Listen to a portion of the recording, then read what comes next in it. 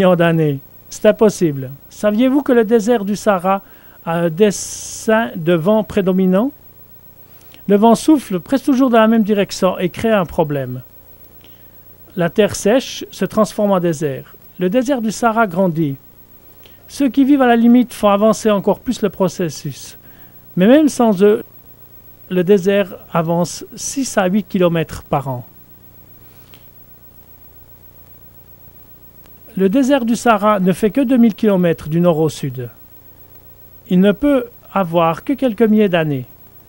Bien sûr, cela ne prouve pas que l'univers est âgé de quelques milliers d'années, mais il est intéressant de noter que ça concorde avec la Bible. La Bible dit que Dieu a créé le monde il y a 6000 ans. Il y a 4400 ans, il y a eu un déluge.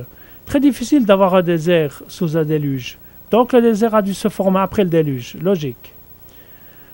Alors, si la Terre a des milliards d'années, pourquoi n'avons-nous pas un plus grand désert? Pourquoi ne fait-il que quelques milliers d'années? Intéressant. Savez-vous qu'en creusant la Terre, on peut trouver du pétrole? Le pétrole se trouve sous grande pression et sort en jaillissant parce que certains puits de pétrole ont une pression de 1400 kg par centimètre carré. Mettez cela dans votre pneu arrière et regardez ce qui se passe. Les gens qui étudient les roches au-dessus du pétrole vous diront « La roche ne peut pas soutenir une telle pression plus de 10 ou 15 000 ans. La roche aurait dû craquer et le pétrole couler. » Alors j'ai deux questions. D'où provient le pétrole et pourquoi est-il sous une si grande pression?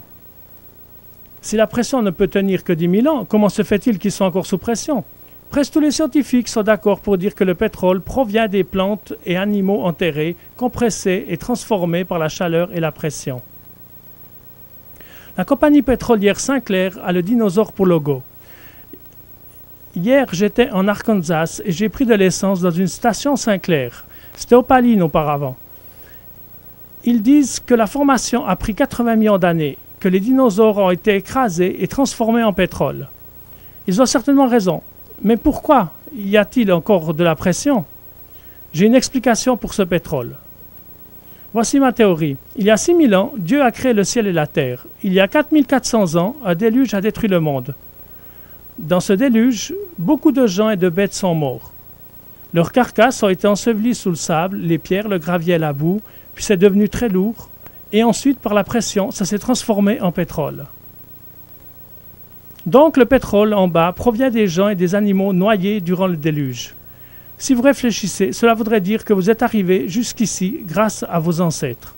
La prochaine fois que vous prenez de l'essence dans une station, dites « Adieu grand-papa, tu aurais dû écouter Noé. Il avait dit qu'il allait pleuvoir et tu n'as pas écouté. » J'étais à Denver, Colorado, et deux hommes se sont approchés. « Monsieur Ovind, vous enseignez que la Terre n'est vieille que de 6000 ans. Nous aimerions vous prouver le contraire. Venez avec nous, s'il vous plaît. » Je suis entré à l'intérieur du laboratoire national des silettes d'acier de Denver et j'ai rencontré les personnes qui forent dans la glace au Groenland et au pôle Sud. Ils percent un trou dans la glace et retirent un silette de glace qu'ils gardent dans un congélateur à moins 36 degrés.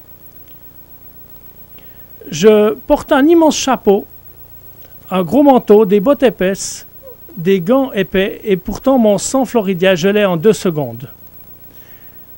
Ils percent et prélèvent ces échantillons de glace et les conservent dans un congélateur. J'étais là.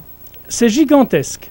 4 fois plus grand que cet immeuble. Le gouvernement paye la facture d'électricité, ils ne s'en font pas. Le trou le plus profond qu'ils ont percé fait 3600 mètres.